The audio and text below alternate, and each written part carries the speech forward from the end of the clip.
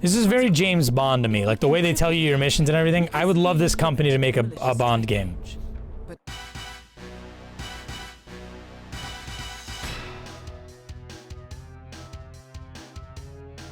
They just announced the James Bond game. Bond game.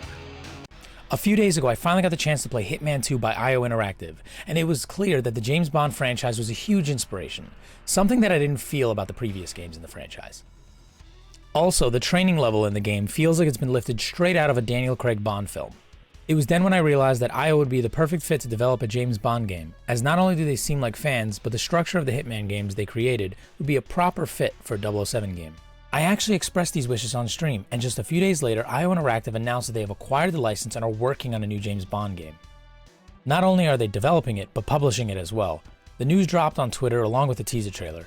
This cannot come at a better time. I've been complaining that the 007 license has just been sitting there rotting away, and the last games we got were awful. So to finally see something new, and from a developer as trusted as IO, is insane. I have no doubt that they'll do the license justice, but I want to talk about things that I'd like to see in their game. First off, when it comes to the look and feel of the games, I hope they don't base the tone and direction off of the Daniel Craig Bond films, because I do not like those films. They're hot garbage. Aside from Casino Royale, which is a decent Bourne Identity film, not a great Bond film. They need to go back to the classic feel of the old films, so Bond himself should look like an amalgamation of all the actors who preceded Craig. Keep the suave, debonair, classy, and sexist Bond of old. Bond girls should also make a return, but in today's progressive times, I hope they don't focus too much on them or have them be playable. It's a Bond game, and I just want to play as Bond. As for the setting, I would like it to take place in the 60s, but knowing modern games and movie developments, the hip thing to do is unfortunately make everything contemporary. So it'll probably be modern day setting.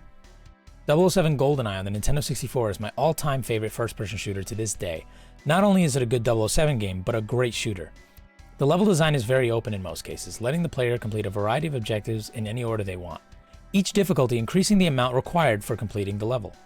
IO's Hitman games are kind of like this, giant open sandbox levels in which you get the freedom to walk around and take any path to get to your targets. You can kill a target in any way at any time.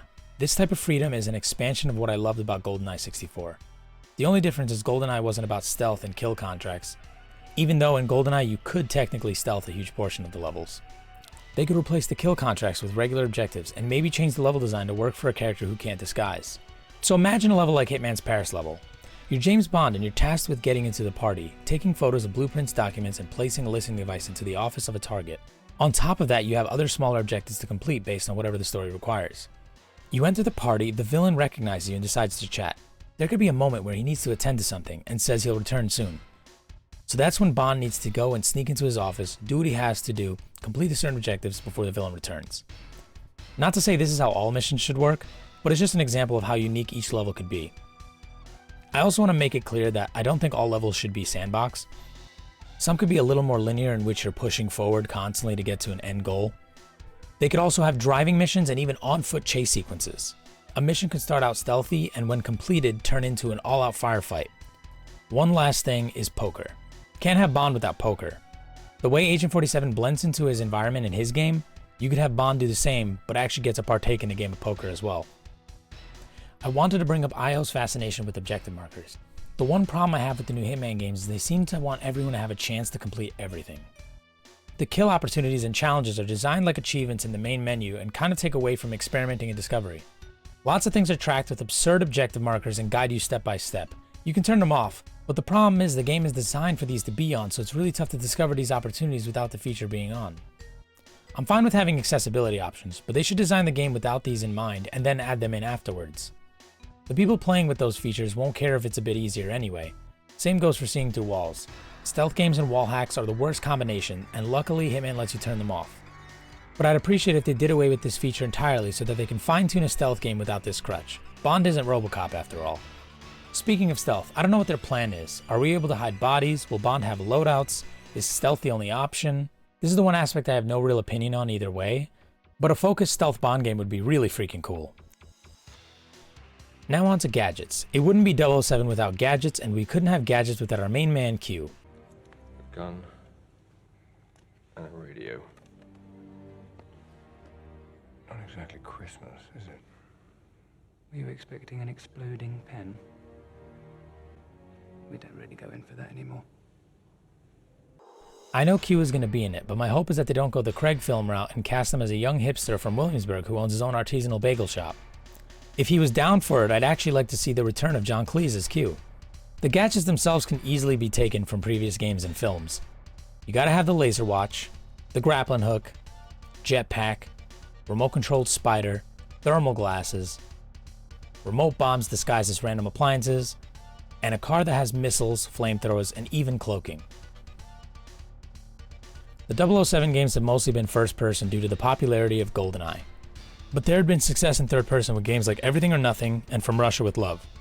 I think third-person works best for stealth, but you can't deny viewing the world through Bond's eyes isn't the coolest idea.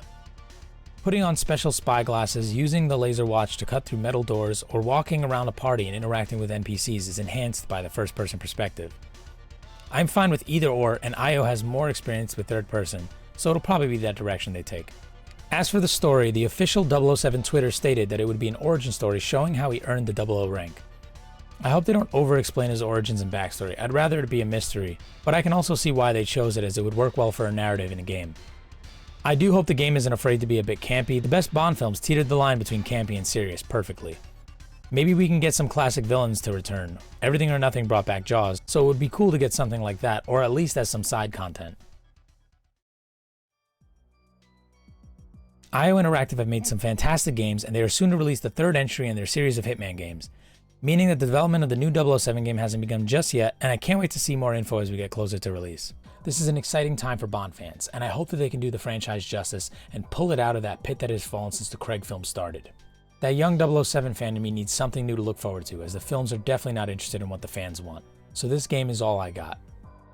Let's hope it's a good one. Alright guys, that's the end of the video. Thank you guys for watching. Are you guys excited for the Bond game? Anything I missed that you want to see in the game? Just put it down in the comments below. If you liked the video, click the little like button, and if you want to see more, click the subscribe right down over there. Alright, thank you guys. Peace.